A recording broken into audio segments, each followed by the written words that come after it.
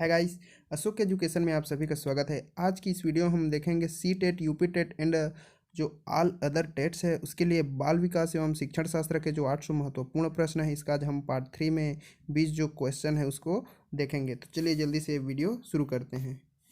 पहला प्रश्न है, एक शिक्षिका अपनी कक्षा में प्रतिभाशाली बच्चों की योग्यताओं की उपलब्धि चाहती है। अपने उद्देश्य की प्राप्ति के लिए उसे निम्नलिखित में से क्या करना चाहिए? तो ऑप्शन ए है तनाव को नियंत्रित करना सिखाना। ऑप्शन बी विशेष अध्ययन के लिए उन्हें उनके समकक्षाओं से अलग करना। ऑप्शन सी उनकी सृजनात्मकता को समृद्ध करने के लिए उन्हें चुनौती देना। या फिर ऑप्शन डी गैर शैक्षणिक गतिविधियों में आनंद लेने के लिए सिखाना। तो इसका सही आंसर आपका हो जाएगा ऑप्शन बी। अगला प्रश्न है, सृजनात्मक शिक्षार्थी क्रिएटिव लर्नर वह है जो बहुत बुद्धिमान है, परीक्षा में हर बार अच्छे अंक प्राप्त करने योग्य है, पार्षद लेटरल चिंतन और समस्या समाधान में अच्छा है। ऑप्शन डी है ड्राइंग और पेंटिंग में बहुत अतुल्य है। तो इसका सही आंसर आपका हो जाएगा ऑप्शन सी, पार्षद चिंतन और समस्या समाधान में अच्छा है। अगला प्रश्न है, बच्चे एक उचित विकास को सुनिश्चित करने के लिए उसका स्वस्थ विकास शरीर विकास एक महत्वपूर्ण प्रथम आवश्यकता है। यह कथन गलत हो सकता है क्योंकि विकास नितांत व्यक्तिगत मामला है। सही है क्योंकि विकास क्रम में शारीरिक विकास सबसे पहले स्थान पर आता है। ऑप्शन सी है सही है क्योंकि शारीरिक विकास विकास के अन्य पक्षों के साथ अंतः संबंध है। ऑप्शन डी है गलत है क्योंकि शारीरिक विकास विकास के अन्य पक्षों को किसी भी प्रकार से प्रभावित नहीं करता। तो इसका सही आंसर आपका हो जाएगा ऑप्शन सी। यह सही इसलिए है क्योंकि शारीरिक विकास विकास के अन्य पक्षों के साथ अंतः संबंध है। अगला प्रश्न है, निःशक्त बच्चों के लिए समेकित व समावेशी शिक्षा के केंद्रीय प्रायोजित योजना के उद्देश्य खाली स्थान विद्यालय में निःशक्त बच्चों को शैक्षिक अवसर उपलब्ध कराना है। ऑप्शन ए है विशेष विद्यालयों, मुक्त विद्यालयों, ब्लाइंड रिफिल एसोसिएशन के विद्यालयों, या फिर ऑप्शन डी नियमित विद्यालयों। तो इसका आपका सही आंसर हो जाएगा ऑप्शन डी, नियमित विद्यालयों में। अगला प्रश्न है, निम्नलिखित में से सृजनशीलता का मुख्य तत्व क्या नहीं है? ऑप्शन ए है मौलिकता, ऑप्शन बी अनुशासन, ऑप्शन सी धारा प्रवाहिता, या फिर ऑप्शन डी लचीलापन। तो इसका सही आंसर क्या हो जाएगा? ऑप्शन बी अनुशासन, जो कि निम्न में से सृजनशीलता का मुख्य तत्व नहीं है। अगला प्रश्न है, जन्म के समय लगी चोट या भ्रूण क्षति की वजह से आई मानसिक मंदता कहलाती है।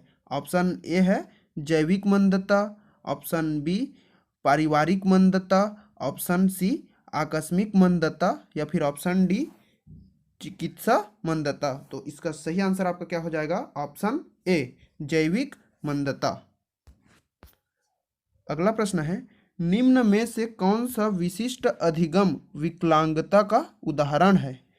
ऑप्शन ए है मानसिक मंदता, option B dyslexia, option C attention deficit hyper order, या फिर option D autism.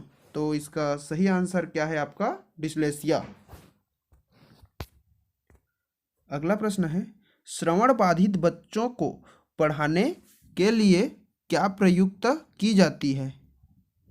Option A Braille लिपि, ऑप्शन बी सांकेतिक भाषा, ऑप्शन सी यंत्र, या फिर ऑप्शन डी यह सभी। तो इसका सही आंसर आपका हो जाएगा ऑप्शन बी सांकेतिक भाषा, कोडिंग लैंग्वेज। अगला प्रश्न है, प्रतिभाशाली होने का संकेत निम्न में से क्या नहीं है? ऑप्शन ए है विचारों में सृजनात्मकता, ऑप्शन बी दूसरों के साथ लड़ना, ऑप्शन सी अभिव्यक्ति में अनूठापन, या फिर ऑप्शन डी कौतूहल। तो इसका सही आंसर आपका क्या हो जाएगा? ऑप्शन बी, दूसरों के साथ लड़ना। यह क्या है? प्रतिभाशाली होने का संकेत नहीं है। अगला प्रश्न है, समन्वित शिक्षा की सफलता निर्भर करती है। ऑप्शन ए है समुदाय के समर्थन पर, ऑप्शन बी पाठ्य पुस्तकों की उत्कृष्टता पर, ऑप्शन सी शिक्षण अधिगम वस्तु की गुणवत्ता पर, या फिर ऑप्शन डी शिक्षक में अभिवृत्तिगत का परिवर्तन पर। तो इसका सही आंसर आपका हो जाएगा पाठ्य पुस्तकों की उत्कृष्टता पर। अगला प्रश्न है आपका, सृजनात्मकता मुख्य रूप से संबंधित है। ऑप्शन ए है मॉडलिंग, या फिर अनुसरण, या फिर अभिसारी चिंतन, या अपसारी चिंतन। तो इसका सही आंसर क्या हो जाएगा? ऑप्शन डी, अपसारी चिंतन। अगला प्रश्न है, जब एक शिक्षिका दृष्टिबाधित शिक्षार्थी को कक्षा में अन्य शिक्षार्थियों के साथ सामूहिक गतिविधियों में शामिल करती है तो यह कहलाती है ऑप्शन ए कक्षा के लिए सीखने हेतु बाधाएं उत्पन्न कर रही है, ऑप्शन बी समावेशी शिक्षा की भावना के अनुसार कार्य कर रही है, ऑप्शन सी सभी शिक्षार्थियों में दृष्टिबाधित शिक्षार्थियों के प्रति सहानुभूति विकसित करने में मदद कर रही है, फिर ऑप्शन डी दृष्टिबाधित शिक्षार्थी पर संभवत तनावड़ा। इसका सही आंसर आपका क्या हो जाएगा? ऑप्शन बी समावेशी शिक्षा की भावना के अनुसार कार्य कर रही है। अगला प्रश्न है, श्रवण ह्रास से ग्रसित बच्चे कक्षा में किन मुख्य नैराश्य का सामना करते हैं? ऑप्शन ए है दूसरों के साथ संप्रेषण करने तथा सूचनाओं को बांटने में अक्षमता, ऑप्शन बी दूसरे विद्यार्थियों के साथ परीक्षा देने में अक्षमता, ऑप्शन सी प्रस्तावित पाठ्य पुस्तक को पढ़ने की अक्षमता, ऑप्शन डी खेल कूद में भागीदारी निभाने में अक्षमता। तो इसका सही आंसर आपका हो जाएगा ऑप्शन ए दूसरों के साथ संप्रेषण करने तथा सूचनाओं को बांटने में अक्षमता। अगला प्रश्न है, डिसलेक्सिया मुख्य रूप से खाली स्थान की समस्या से संबंधित है। ऑप्शन ए सुनने, ऑप्शन बी पढ़ने, ऑप्शन सी बोलने, ऑप्शन डी बोलने व सुनने। तो इसका सही आंसर आपका क्या हो जाएगा? ऑप्शन बी पढ़ने से संबंधित है। अगला प्रश्न है, प्रतिभाशाली विद्यार्थी अपनी क्षमताओं को सभी विकसित कर पाएंगे जब बार बार उनकी परीक्षा होगी, वे अन्य विद्यार्थियों के साथ अधिगम प्रक्रिया से जुड़ते हैं, उन्हें अन्य विद्यार्थियों से अलग किया जाएगा, या फिर वे निजी कोचिंग कक्षाओं में पढ़ेंगे। तो इसका आपका सही आंसर क्या है? ऑप्शन सी उन्हें अन्य विद्यार्थियों से अलग किया जाएगा। अगला प्रश्न है, शिक्षा शास्त्र का वह प्रकार जिसमें विशिष्ट शिक्षा की आवश्यकता होती है। ऑप्शन ए है लोगों को दी जाती है, ऑप्शन बी विकलांग व्यक्तियों को दी जाती है, ऑप्शन सी बुद्धिमान व्यक्ति को दी जाती है, या फिर ऑप्शन डी स्थानीय मुखिया द्वारा स्थापित होती है। तो इसका सही आंसर क्या है? विकलांग व्यक्तियों को दी जाती है।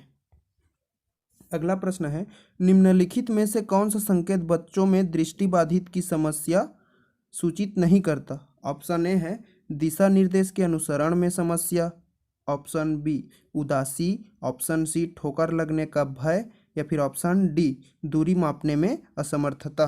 तो इसका सही आंसर क्या हो जाएगा? ऑप्शन ए दिशा निर्देश के अनुसरण में समस्या।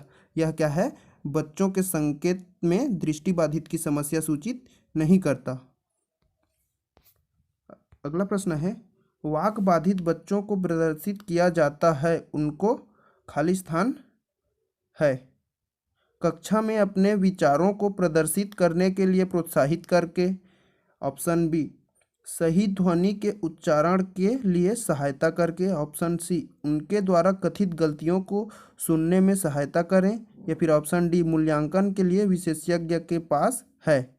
तो इसका सही आंसर आपका हो जाएगा ऑप्शन ए कक्षा में अपने विचार को प्रदर्शित करने के लिए प्रोत्साहित करके। अगला प्रश्न है, प्रतिभाशाली बालक है ए तीव्र और आसानी से सीखते हैं, जो बच्चे बिना पढ़े सुने पूरी पाठ को याद कर लेते हैं, या फिर ऑप्शन सी है वस्तु चिंतन करके, या फिर ऑप्शन डी कम समय में ही अभिप्रेरण को अनुसरण करते हैं। तो इसका सही आंसर आपका है ऑप्शन ए तीव्र और आसानी से सीखते हैं। तो चलिए आज के वीडियो में इतना ही, मिलते हैं नेक्स्ट वीडियो में, तब तक के लिए थैंक यू।